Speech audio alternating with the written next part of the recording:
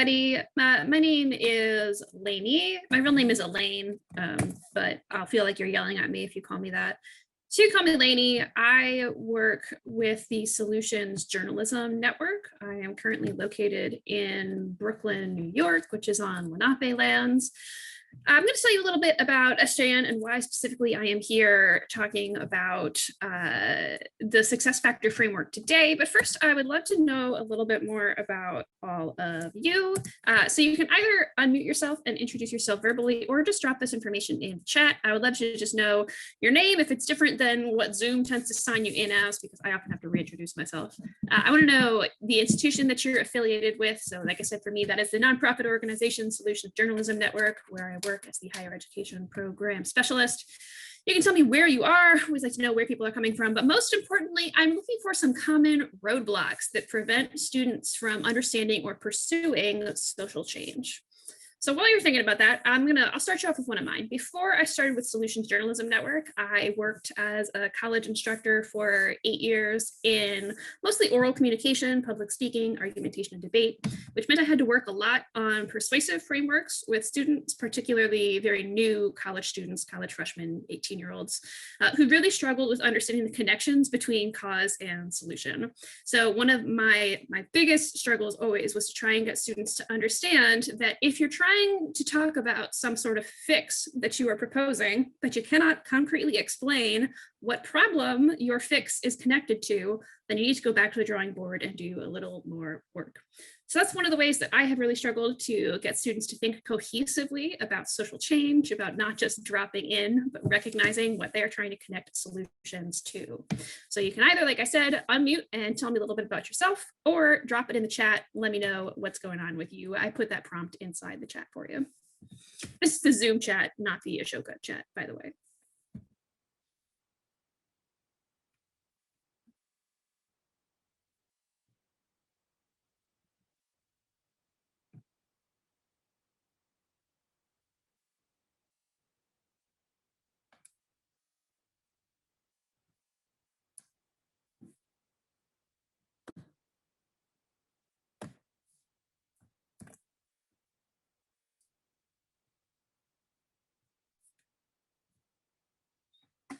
Hi, if you just joined us, I'm giving us a moment to introduce ourselves in the chat. I put some of the information that I'm looking for inside the chat. So just give us your name, where you are, and what institution, organization you are affiliated with.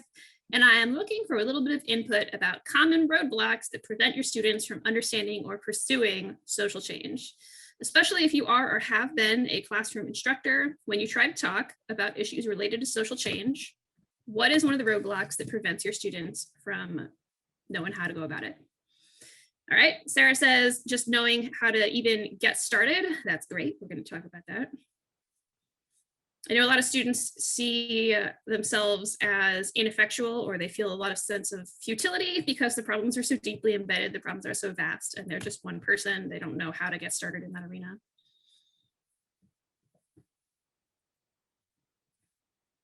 All right.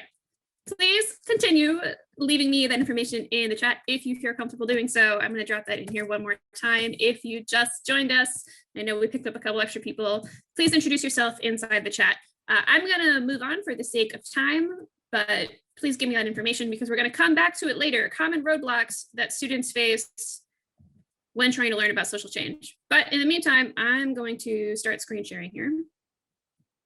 So here we go. This is, in fact, the success factor framework for understanding and initiating social change. Please drop your introduction one more time in the chat if you have just joined us. Name, institution, or location, and some roadblocks that your students face when trying to understand or pursue initiatives for social change. We're going to circle back to that at the end, so it would really just amp me up if you could drop me some suggestions in that chat for now. Before I can start to talk about the success factors, however, I need to talk a little bit about solutions journalism because it's crucial to understanding where the success factor framework actually came from. So as mentioned, I am the higher education program specialist for the Solutions Journalism Network, which is a nonprofit organization that deals with several aspects of media, but most importantly in trying to communicate to the public about and train journalists inside the idea of solutions journalism. So solutions journalism, real simply, is just rigorous and compelling reporting on solutions to social problems. So we're not talking about the typical idea of good news here in a fireman rescuing a kitten from a tree. It's not just fluff pieces or pieces that are uplifting to read, but rather like rigorously researched, well-evidenced, investigative reporting, but that flips the traditional focus from focusing on the problems that society is facing to looking at what is already being done to fix those problems and what is working inside those efforts.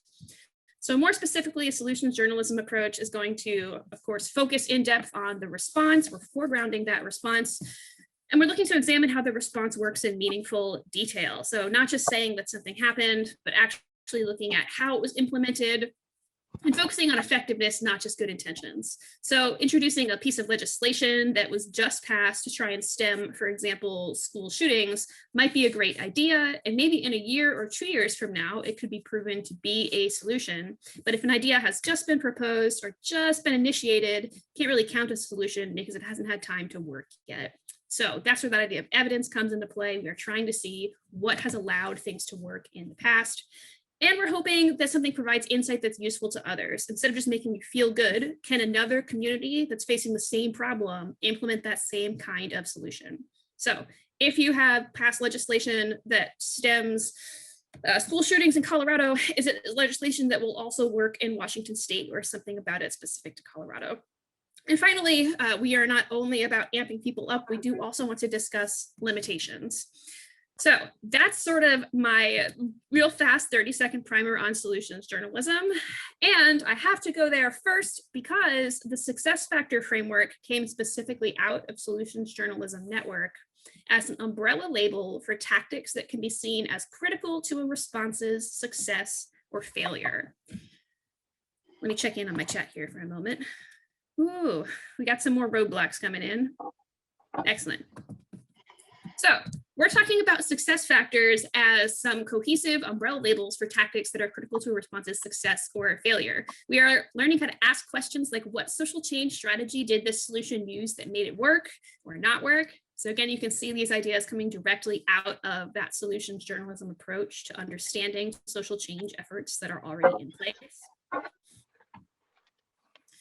We're thinking about one individual success factor as something that can power lots of different kinds of social initiatives. So we're looking across disciplinary lines here. Is there some way we can think categorically about social solutions that are in place to, say, climate change, in the same way we can think about social solutions that are in place to traffic flow, right? So very different topics, they're impacting different types of people, they're overseen by different types of organizations, but is there something at the largest level that lets those efforts work or that pushes those efforts towards failure? And what does that teach us when we are trying to solve other social problems? The success factor framework is great because it lets us think about how people in all different sorts of fields can use a specific kind of approach to build a new solution, but it also helps students understand solutions that have already been put in place. So if we're thinking about this common idea that I'm seeing come out in the chat about students just feeling really overwhelmed, having no idea where to start, then the success factors are a great thing to introduce because they help you both inductively and deductively, looking back at solutions that have already happened and helping students pull apart the why, and asking students, if you want to make a change, how are you going to start planning it out? So more specifically, there are 8 categories of success factor, and inside each of these 8 categories, there are more specific items. So like I said, these success factors are an umbrella category. I'm gonna go through each of these one by one. I don't wanna sink too much of my time into here because I do have all of this written down for you also. And I want to think more specifically about how you can use these inside the classroom. But I do want to walk through these so you can understand where we're coming from. So these were developed, like I said, in-house at the Solutions Journalism Network by a team of researchers who surveyed a whole bunch of solutions journalism stories, again, from all different types of newsrooms, large, small, America, other countries, big affiliates, little local papers, and all types of interventions. So in all different areas, things that were done by individuals, by communities, by for-profit businesses, by nonprofits, by government organizations. And these are the 8 categories that we came up with about interventions that will succeed and why. So the first success factor we can think about here is how to attack root causes. So not just focusing on the symptoms of a problem, but rather thinking about what is underlying them. So any solution that offers, any solution that offers help to people in need, that helps to employ a comprehensive approach to problem solving.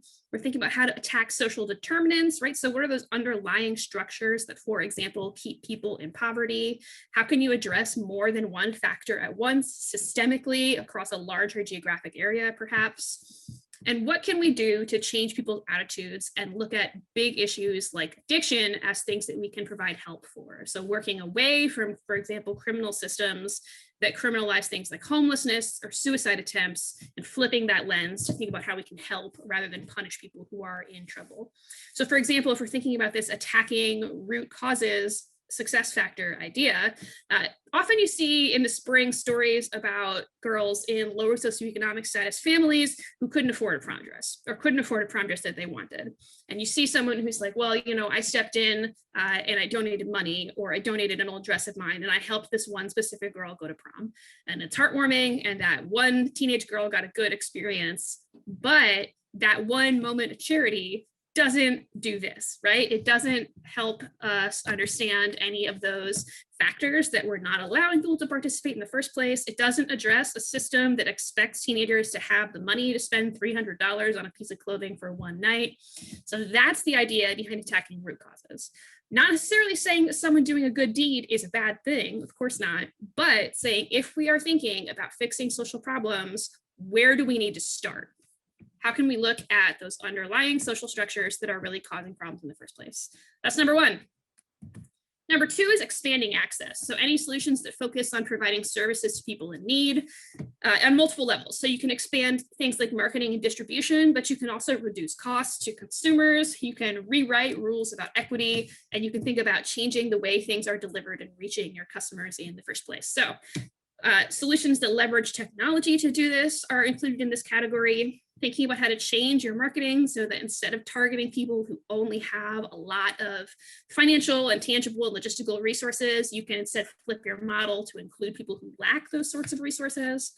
Thinking about fixing last mile delivery, especially right now, if you've been experiencing problems with the USPS over the past year, this is something that really has been happening a lot in this particular realm.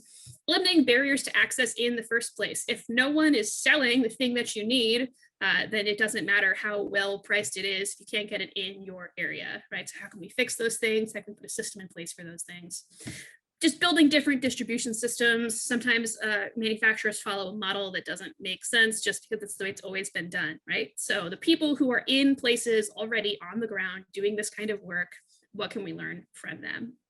Especially if they're in an area that's not frequently seen as having a solution. Like, for example, the entire continent of Africa when looked at through an American lens, often not a place that American students, teachers, news reporters go to find solutions, but often communities in those nations that have to do this because no one else is solving their problems for them. So that can then become a really nice blueprint for other areas who are looking to solve these problems. So attacking root causes, expanding access. Number three, then, is embracing the power of relationships, specifically thinking about trust and allowing people inside of a community to rely on each other. So solutions that have been put in place that encourage people to build stronger social norms and use those social norms productively. We're going to talk about a coronavirus example that fits really nicely in here. Positive peer pressure. How can you use community members to enforce these rules, to get people to act together, to uplift each other, to act in a way that is productive and problem solving, rather than tearing each other down? And can you identify forces that are external that encourage people inside your community to tear each other down? And once you've identified them, how can you combat them? And then, of course, what's being done to build trust and build personal relationships, either at a peer-to-peer level within vulnerable communities, or between the members of those vulnerable communities or communities in need and people outside of those communities who have resources to help. So it's all well and great to say like, oh, I can help you, I'm going to come in and fix your problems. But if people inside that community don't know who you are, many vulnerable communities, especially in the US, have absolutely no reason to trust you. They have historically been exploited. Government and other organizations have been extractive. So you have to build that trust in order for your solution to work, to take hold, and to act as you see it. So that's number 3, embracing the power of relationships. That takes us to number 4, which is empowering individual people.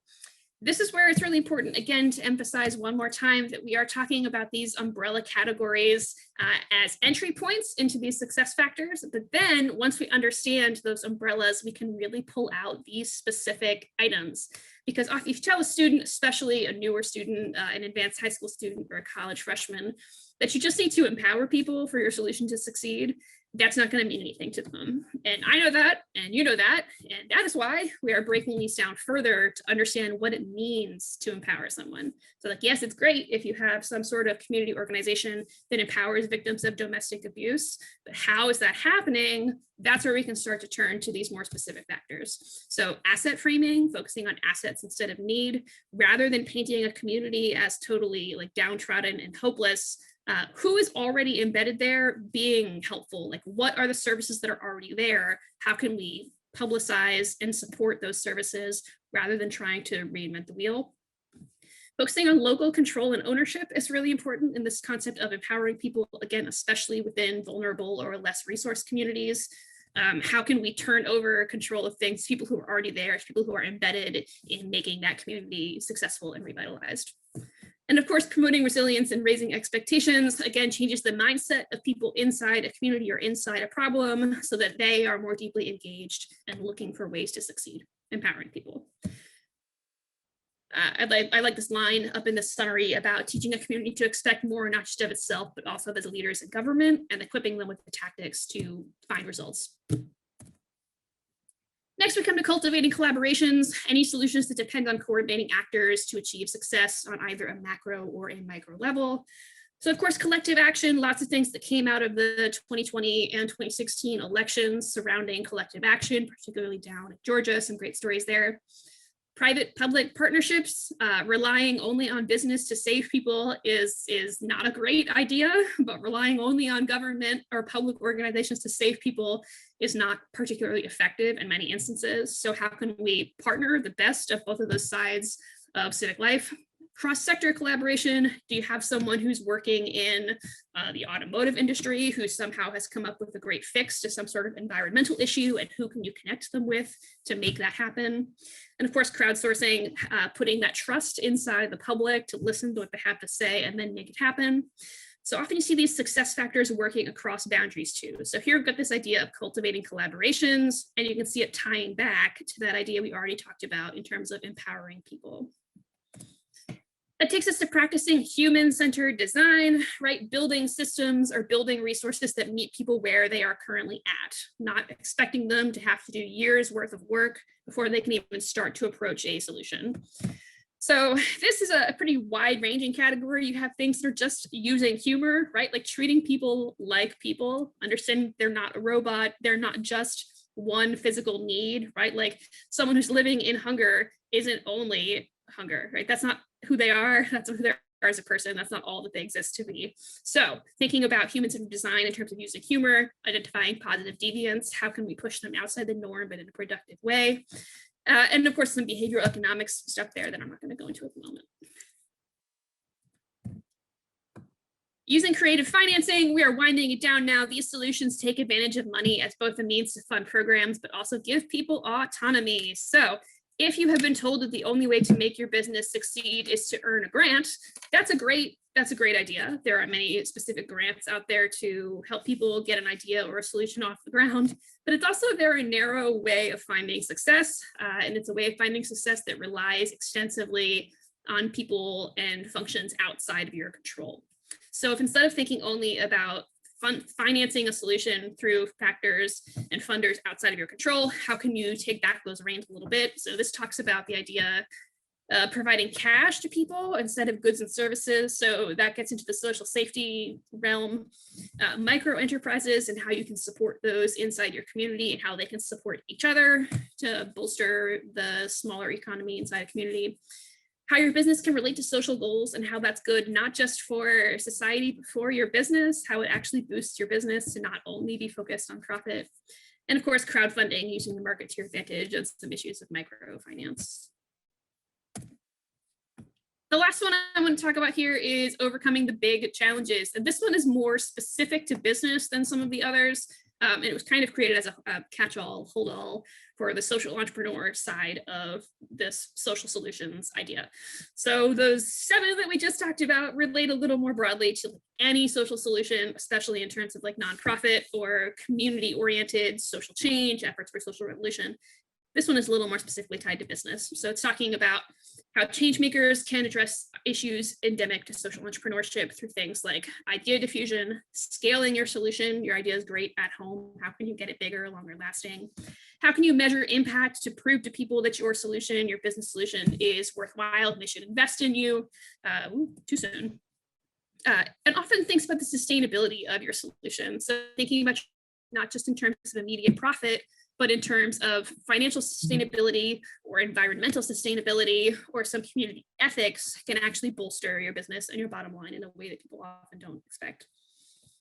Okay, so those are the 8 success factor umbrellas. I just threw a lot out there. I know that. I'm going to narrow those down a little bit through an example.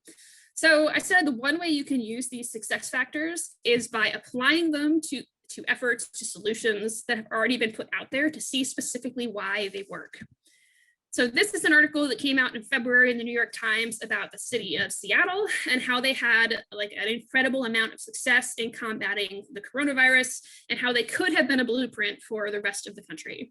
So long story short, according to this article, and I can give you the link if you want to read this, if the rest of the United States had followed the same procedure in combating COVID as the city of Seattle, we would have had 300,000 fewer deaths over the past year. So we're currently at over 500,000 deaths total. If all of the United States had followed the steps that Seattle had taken, experts predict we would have had 300,000 fewer deaths, less than half as many deaths overall. So what happened in Seattle specifically is that the top ranking public officials, so you got the governor of the state, the mayor of the city, and then also the public health officials in the city were meeting regularly and discussing what they thought needed to happen at home. So not just what they were hearing at the time from government officials from, as of last year, President Trump, not just what people in like California or neighboring states and cities were doing, but what would specifically apply to their public. That top-ranking team of officials was not only meeting regularly to have these very specific discussions based on emerging research, but they were being very tight-lipped about disagreement in the public. So they had disagreements inside those rooms, but whenever they talked to the public, they presented a united front. So they said, we all agree on this. This is what we need as a city. This is what should happen going forwards. They had much more stringent restrictions than the rest of the country. The lockdowns lasted for longer, unlike many other states that started lifting restrictions as soon as cases started to go down. Seattle said, no, we are keeping things locked down, bar none. On top of those factors, the public was much more consistent in their choices and in the way they discussed their choices with other people. So Seattle as a city had one of the lowest rates of travel over Thanksgiving, for example. So the public was very consistent in making their choices in alignment with those recommendations from the government and in putting out these notices, these expectations to their peers, their friends, that they expected them to follow those restrictions also. So if we're thinking about the success factors and how we can understand that, we can break it down a couple different ways. So we can think about local control or ownership of this issue. So like I said, there were lots of debates happening on the international level, on the global level, on the national level, and then on these like state to state or regional levels. But Seattle made the choice to say, for now, we're going to listen to what those other places have done, but ultimately make a decision based on what we need. And our city residents are going to listen to our recommendations, local control based on local needs. Also establishing social norms, those officials could have made whatever recommendations they wanted, but if the residents of the city hadn't been so willing to follow along, it really wouldn't have mattered much in the long run, right? Using a comprehensive approach, saying here's how we're going to manage testing, here's how we're going to manage lockdowns, here's how we're going to manage vaccine rollout, discussing all of that together. So not taking a piecemeal approach, not leaving anything up to chance, making it very clear who was in charge and how they could be expected to, sorry, 5 people in the waiting room. who is in charge and how they could be expected to follow that chain of command. So we can fit those back under our like general success factor umbrellas, and we can see that we've got empowering people factors coming up here. We've got attacking root causes factors coming up here. So yes, you could ask a student to say like, what happened in Seattle? And they could tell you what I just told you in that overall rundown, right? They could say, here's what the mayor did, here's what the public health officials did. But if we're thinking about how understanding this specific case lets you understand what failed in other places, then tying it back to the success factors is what lets you do that.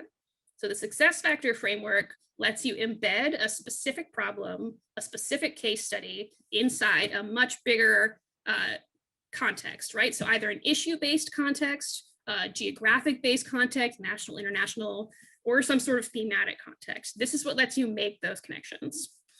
The nice thing about the success factors is that SJN has a tool called the Solutions Story Tracker. It's just an in-house search database. And you can actually search in the story tracker by success factor. So you can find all of the stories that our experts in-house have tagged under, for example, local control and ownership. What are all these stories that follow through here? So you can really do a deep dive on what enables these specific areas of success.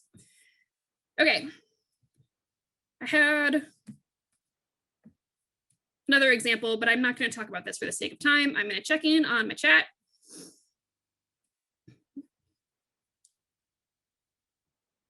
So I just laid a lot on you. I'm going to take a moment and I'm going to say, if you have any questions about any of that, now is the time to ask. I want us to work together at this point to put this into practice, thinking about how we can use it inside your classroom. But before I introduce that, I'm going to catch up on what's happening in here. Let's see. Okay, so if we're thinking back about those common roadblocks that we mentioned, I'm going to stop sharing my screen for a moment because we don't need this now. So we've got people saying that idea that you have to have a lot of money seems to be an obstacle for wanting to pursue social change. So we can tie that back to that idea of using creative financing and these lessons about how to find different types of funding other than these typical ideas of being this sort of angel investor who swoops in from above.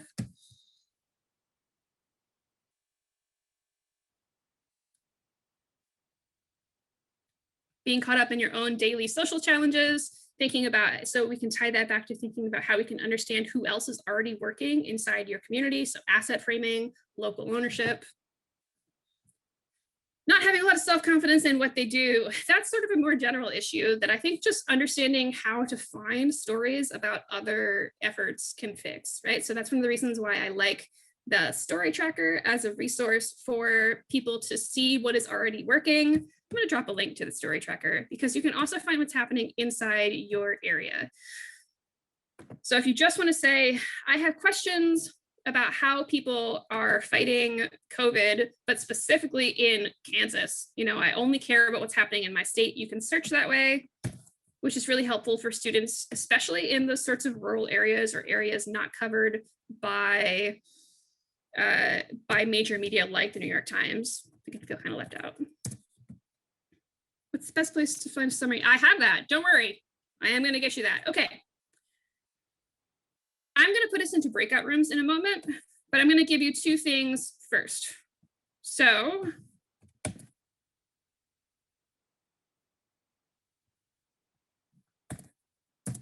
this first link that I am giving you, actually it's a second link. So the first link is to the Solutions Story Tracker. The second link that I am giving you is to a set of classroom activities that come from a Solutions Journalism Network partner. His name is Scott Sherman. He works for the Transformative Action Institute. He's done some great work in partnership with us. So he has created actually an entire course around these success factors. It's basically called the Making a Difference course. I am giving us just a couple. So I am going to split us into 3 breakout rooms. And what I want us to do is just to take a look at some of these specific classroom ideas. And that takes us to document number 2. And I want you to answer 3 basic questions for me about how you can use these sorts of activities inside your classroom with your specific students, whatever the case might be. So I want you to take, so again, we're taking a look at this first document. It's got 3 different groups in it. So if you're in group number 1, look at the group number 1. If you end up in group number 2, group 3, etc. I just want you to take a quick read on your own through that activity. They should be pretty self-sufficient. And then I want you to just discuss with your group mates how to answer those 3 questions that are in that second document.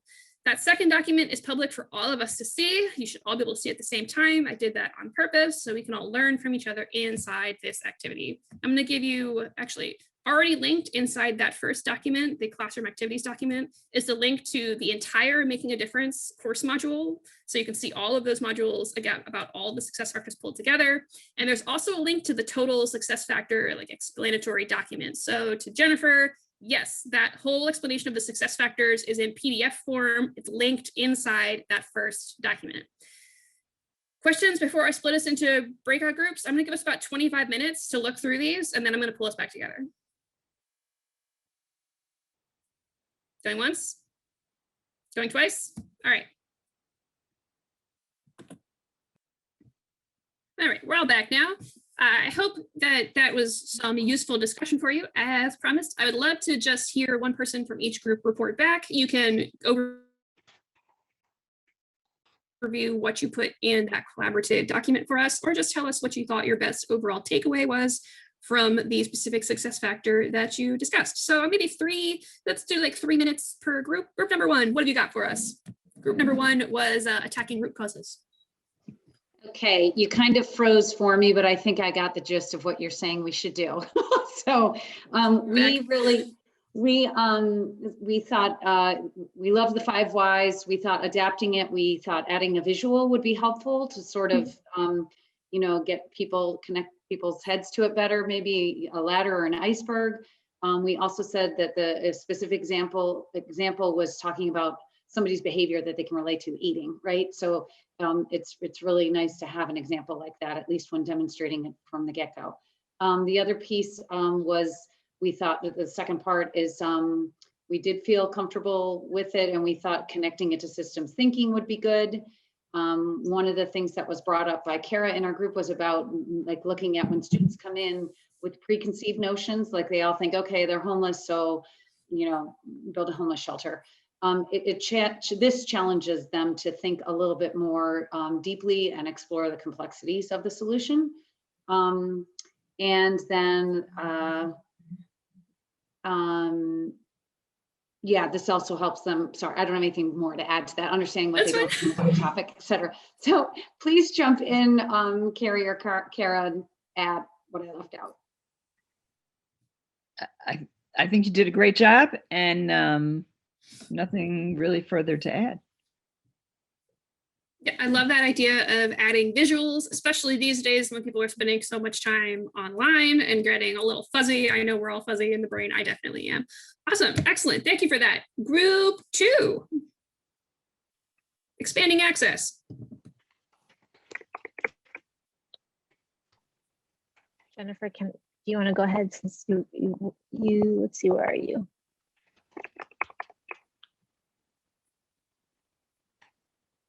My camera's not working. All right, here I am. Let's see. So our group thought certainly we could utilize this in high school through adult learners. A couple of the ideas that we had to adapt the activity that we had was to put the success factors on cards and to give students a certain amount of time to work on the activity using our initial lens was expanding access, using that as a lens, and then switch, have everybody, you know, turn your card one person to the left and then look at this exact same activity through developing relationships or one of the other success factors. So that was one of the suggestions that we thought about. And then the other thing was to, as much as possible, bring the students into, this is something Ivana was saying that they do a lot on their campuses, to bring the students to the community or to meet the residents that this solution is being developed in partnership with. And then let's see. Another idea to make the activity more challenging, if it was going to be high school, we could probably do it just as is. If we were talking about college students, advanced college students, or adult learners, that we could incorporate other deliverables into the process. So they were just supposed to come up with ideas of a basic design for the coffee shop, but you could add, you need a viable business plan, or to think about return on investment, or market analysis, or logo design, or whatever that particular major that the students are grounded in. They could try to apply some of their more advanced skill sets or professional skill sets to that design as well. And then just in terms of how does this push students to understanding and implementing social change, one of the activities was around celebrating failure. I think it's a celebrating success, or failure, and I type success, but certainly the ability to embrace your failure, since we fail all the time when we're innovating, is something that we need to do. So that activity specifically encouraged students to develop norms around embracing failure. So we thought that would be a very important activity to do for those who are going to be in this field. Yeah, awesome. It is celebrating failure for sure. And I will add, in case it wasn't clear, that Scott Sherman developed these course modules for like an introductory level college class originally. But I think a lot of these can be really helpful for high school students, especially high school students who are specifically in some sort of entrepreneurship focus. Yeah, excellent. Group 3, human-centered design. What do you got for us? I got to fight with the internet, but I got to come in and meet Sarah. Thank you. So both of us kind of work on human-centered design stuff in different spaces. I think Sarah does that in the classroom, and I'm the other end where half-baked projects land to be implemented. And so when we were looking at this, thinking about adapting this activity for a classroom or particular subject, say a community partner, et cetera, really thinking about not so much the kind of empathy building of human-centered design, or even just that you can do a lot of strengthening and skill development or interview skill development there, but really looking at the pre and post part of human-centered design classroom activities, like what's the history of this issue in this particular community? And then what's that implementation process or that co-creation that needs to happen with the community partner? Or in this case, we were talking about grading systems. So what's the history of the department's grading system, right? And then also, we're not just going to show up and say, hey, we're going to grade this differently today, but what's that kind of co-creation with other faculty, staff, department for that system? I think this, for really looking at the obstacles, how to really push this forward. One of the things we both talked about was, the system that Creative Reaction Lab has a model for this, and they're here today as well. I don't know, Sarah, are there other things that you want to touch on in this too? Let me co-create with you right now. No, I think you covered it well. Cool. So fortuitous that it fits so nicely into both of your professional niches. I love it when things work out like that. Did I cut you off? Were you going to add one more thing? Excellent. Okay, that's amazing. I love hearing all of these. I really like that idea about thinking about how to flip these activities from one success factor to another. I think that's a great idea. I will add at this moment, we're almost out of time here. I will add at this moment that these modules are a little more focused on understanding what the success factors are, with the idea that once you really understand how they work as a learner, then you can apply them in lots of different areas. But if you, as an instructor, again, whether it's in a professional or a university capacity, want to use them more specifically applied to one case study, one of the things that I like doing is, especially if you have a bigger group, like you got a 20, 25 student class, splitting that group into small groups, right? However many success factors you want to use. So you want to use 4 of the umbrellas. You have a specific case study in mind. Maybe you've already introduced it in class. You want to use 4 umbrella factors. So expanding access, attacking root causes, human-centered design, creative financing, maybe. So you get your 4 groups in class, and then within those groups, you assign each of the students one of the more specific factors under those umbrella. So you can have each group, each student has their own specific factor. Each group is coming together to discuss how their specific factors impact that umbrella factor, and then reporting back to the whole class. So you can get that 4-factor discussion on your case study in general. So that's like a really easy way to apply this framework inside a specific like topic or case study you've already been working on with learners that doesn't require as much of this sort of embedding of the entire framework. So you can take this apart. You can give students information on only as much of it as you want to cover. If you want me to send you a nicely formatted list of all of these documents that I've talked about, so the 2 Google Docs we used, the PDF of the success factors, my updated slides, because the ones on Ashoka I've changed slightly, and I have 2 versions of the full Making a Difference course modules. I have an editable Google Doc and I have like a pretty PDF version.